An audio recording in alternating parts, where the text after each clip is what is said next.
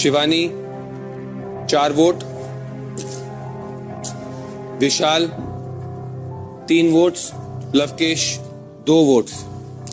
सो Shivani, majority घर वाले यही चाहते हैं कि आप घर से बेघर हो जाए। जी सर। तो आपकी जर्नी यहीं खत्म होती है।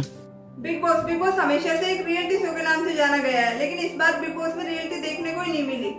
बात तो सही है। जो लोग डिजर्व करते थे उनको निकाल दिए गए और जो लोग बिल्कुल भी डिजर्व नहीं करते थे उनको रखा गया। इस बार बिग बॉस में सब पहले से फिक्स हो गया था। सही पकड़े हैं। लोग शिवानी को बहुत पसंद कर रहे थे और अच्छे खासे वोट भी मिल रहे थे।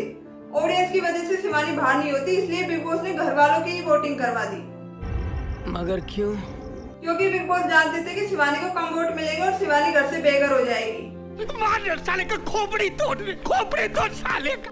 अब सोचा शिवानी को तो घर वालों की वोटिंग की वजह से निकाल दे, लेकिन विशाल को कैसे निकाले? जनता की तरफ से कम वोट्स आए हैं, वो है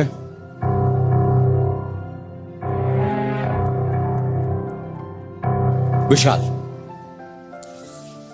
ओके सर।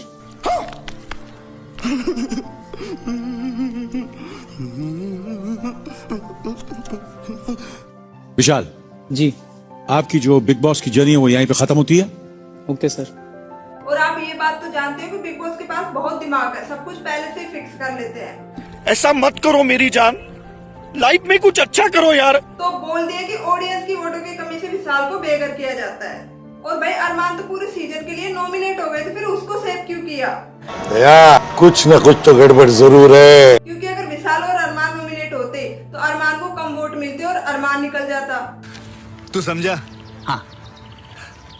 नहीं, तू समझा नहीं। क्योंकि ऑडियंस अरमान से ज्यादा विशाल को पसंद करते हैं, इसलिए विशाल को ही ज्यादा वोट मिलते और अरमान बड़ी आसानी से घर से बेघर हो जाता।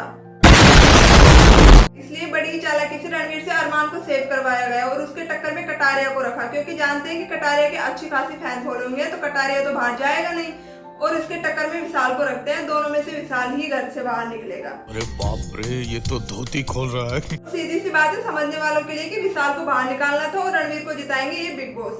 मेरे साथ अन्याय हुआ है, मेरे साथ अन्याय हुआ है और मैं अब किसी के साथ अन्याय नहीं होने दूंगा।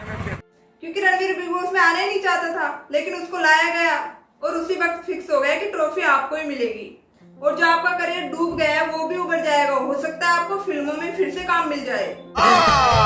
लेकिन इस बार का बिग बॉस सीजन अब तक के जितने भी बिग बॉस सीजन चले उनमें से सबसे घटिया सीजन रहा है और अगला टारगेट होगा इनका घर से बेघर करने का, वो है सना मकबूल एंड कटारिया। और वो भी बिग बॉस घर वालों से ही टास्क करवाएंगे और बड़ी चालाकी से इन दोनों को घर से बाहर फेंक देंगे।